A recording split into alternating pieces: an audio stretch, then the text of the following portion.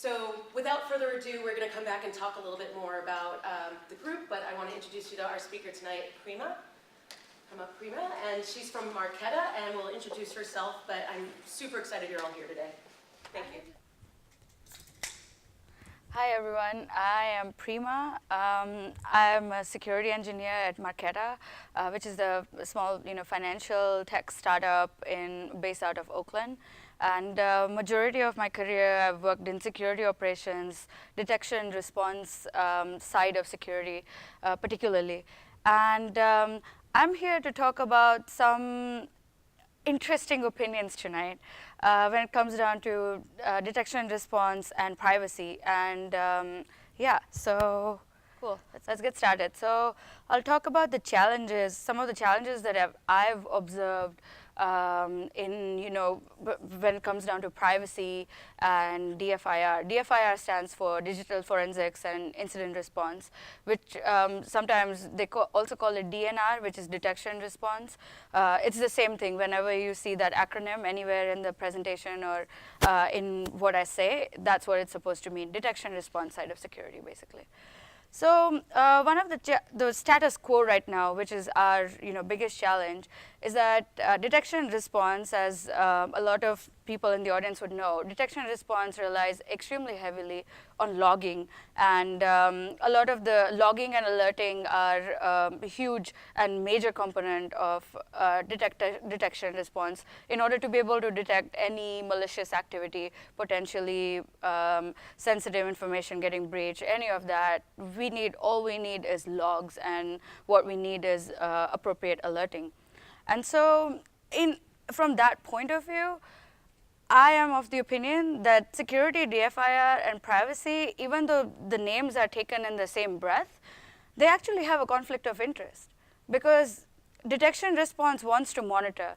Detection response wants to watch. Detection response does not care about to what degree it's monitoring or watching. Whereas privacy, as the name suggests, does care about what's being watched, and it does care about whether or not there is consent involved, and it does care about protecting people's identities, and it does care about protecting sensitive information that people may not want to reveal out there. And so a lot of times what happens is, in order to protect privacy, in order to provide security, detection and response has been sometimes compromising on the privacy aspect of things.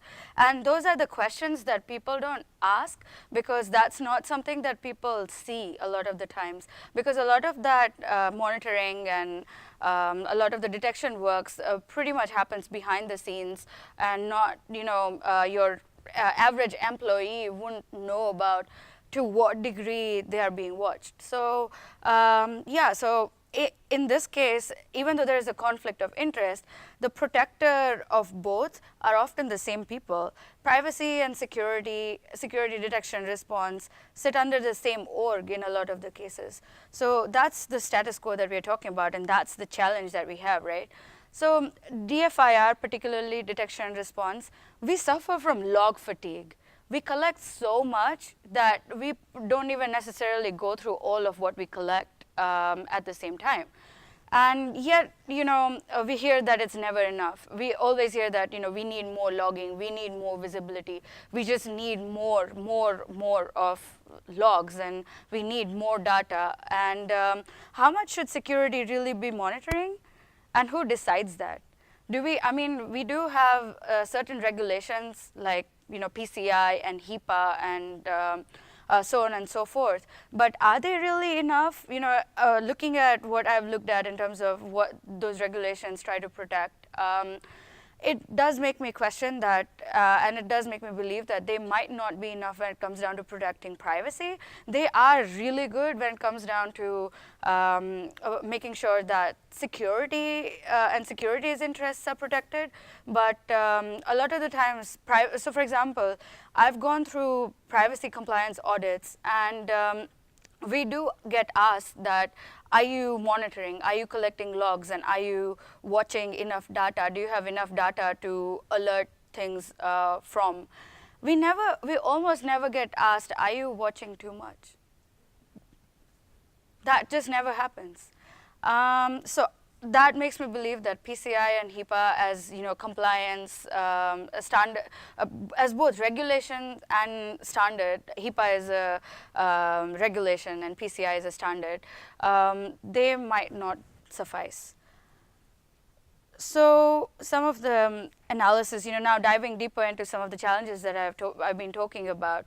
As I mentioned earlier, DFIR is encouraged to collect it all, and some of the practices that I've observed that are performed by DFIR are things like, at one of the companies, I won't name the names or anything like that, but I have observed in the past that security engineers were encouraged to get into practices like SSL decrypt.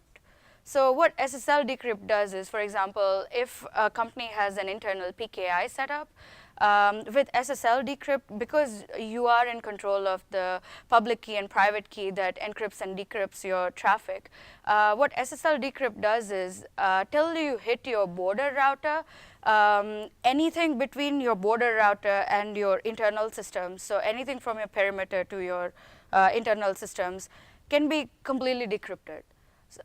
What this means is that a lot of the times, so for example, majority of the companies in the Bay Area at least use VPN. They encourage people to access whenever they are accessing any of the internal systems, it's on VPN. And so by default, people have their VPN on at all times. They have their VPN on even if they are doing some banking activity. They have their VPN on even if they are logging into their Kaiser account, looking at their medical records. And SSL decrypt as a technology, what it does is, because it can encrypt and decrypt everything that's between your border router and your internal systems, it can technically decrypt the information that's sensitive stuff like your banking or your healthcare type of data. It may not be able to inspect all of it, but it does do it. It is pretty snoopy, and a lot of the security engineers, a lot of the security managers don't question that. It passes in a lot of the cases. Things like your firewalls, using which you may be doing this SSL decrypt, they do give you the capability to opt out of decrypting anything that may look like financial data or anything that may look like healthcare data. But that's all signature based, so go figure, how accurate is that going to be? There's no guarantee that it's in fact going to protect what it says it will protect. And the way security staff bypasses those questions when it comes down to compliance is that they say, oh, we have these couple of checkboxes that using which we can skip healthcare data and banking information, so we are not decrypting those. Are they really sure? No. Can they be really sure? No, because the technology isn't created by them. The technology isn't under their entire full control. So that's one of the examples. Another example is we do engage in these practices of setting up alerting and logging on basis of geolocation. So this is something that happened to me very recently, where an employee was asked, we'd set up information alerts around potentially sensitive geolocation. So basically, whenever we observe one of our employee laptops in coming from a location that may not be the countries that we operate in, we want to alert on it. From a security point of view, great, right? You want to be able to see all of that activity, and you want to be able to detect it as early as possible. For example, if you're getting malicious connections coming from Peru, or you're getting malicious connections coming from China, and you don't even operate there, you want to be able to detect it immediately. But what that means is, inadvertently, we end up monitoring and alerting on things like when an employee might be on a vacation. And those are the things that employees are never even asked before that kind of monitoring gets turned on. So a majority of the employees don't even know how much they are being watched in terms of the kind of activities using which that they are being watched. Plus, in a lot of the cases, they get caught by surprise, and people like us, people like DFIR engineers, security engineers, we don't realize how much we haven't really told the people who we are monitoring just how much we are monitoring them. So, that's some of my observations and some of my analysis on the subject. So what are some of the options that we have now? Now that this is the status quo, and we have one side that's privacy, and the one side that's security, and we are always being presented with this argument that in order to ensure your security, we need to get visibility and we need to watch more. So, one of the options that we have is incentivizing DFIR teams to do more with less data. So instead of just, sending out this message that we need to see everything, we need to collect everything, a better messaging might be that, yes, we do need to see a lot, and yes, we do need to see enough, but it's not everything. And we need to be able to make the most out of the least amount of information that we may have. That can be, one of the things. And in terms of incentives, what we can do is we can get matrices on the data that we collect versus the data that we use, and just observe how much gap there is between how much we are collecting and how much we are actually using for security purposes, and establish a baseline in terms of how broad that gap should be, to what extent is it acceptable in terms of what the gap is between the data collected against the data used. And again, we can reward efficiency in annual reviews. So we can reward efficiency in form of, the matrices around that can be the most amount of security detection and response successes achieved with the least amount of data. And the potential downside to that, of course, is that DFIR may not have enough information when it comes down to subpoenas or when it comes down to audits. But that's something that, that once the conversation starts, that's something that can be worked out, I believe, that how much will we really need in a situation like that. And I also do believe that the DFIR mentality of watching everything and watching as much as possible, it's on a micro level, it's the same mentality that may have fueled NSA to start up something like PRISM project, because there also people were trying to secure the people of the nation. They were trying to secure the state of the nation, but what they ended up doing was they ended up invading privacy of a lot of individuals, not just of the country, but around the world. And the same way, if you look at London with the security cameras that they've installed in the city, they are trying to make the place secure, right? It's not like they are trying to watch everyone just for funsies.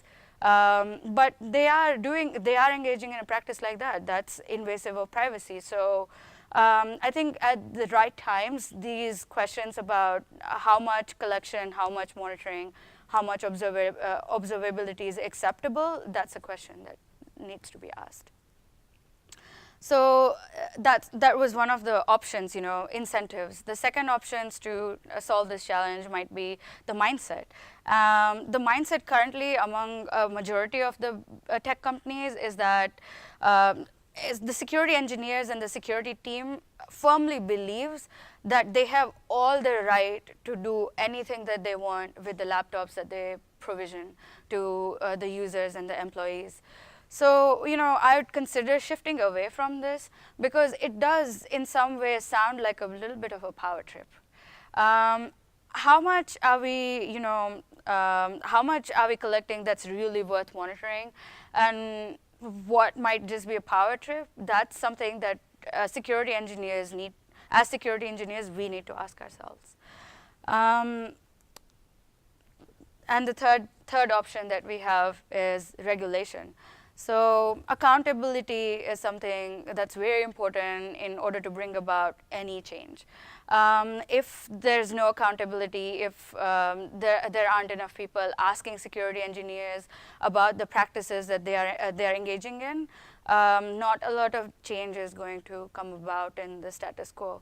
So we can potentially consider introducing new standards and regulations that are privacy specific, divorce it from security a little bit, and just focus on privacy. Considering the two do, in a lot of cases, have conflict of interest. So we don't know, will technology follow policy or the other way around? In a lot of the cases, policy ends up following technologies. So one of the ways to solve this problem might also be, our beloved privacy engineers and creating technologies that that build solutions to ensure privacy, and then hopefully policy will follow the footsteps of the growth and the path of technology.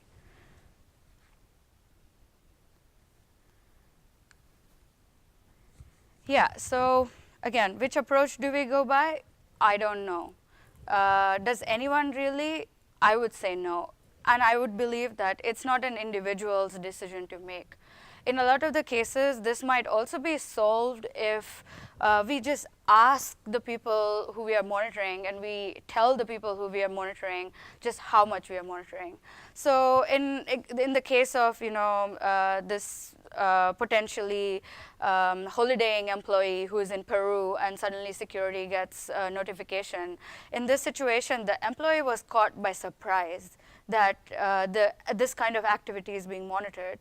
Wouldn't it be nicer if the employees were told beforehand, well in advance, that these are some of the technologies that security have introduced, these are some of the matrices, and these are some of the alerts that we see, and these are some of the types of data that we notice. What do you think? And we can present a case for monitoring and observing it. The chances are that the employees might not have a problem with it, but I do believe that it's important to ask, and that's where our answer will come from in terms of, do we collect it all? Do we collect only a little bit?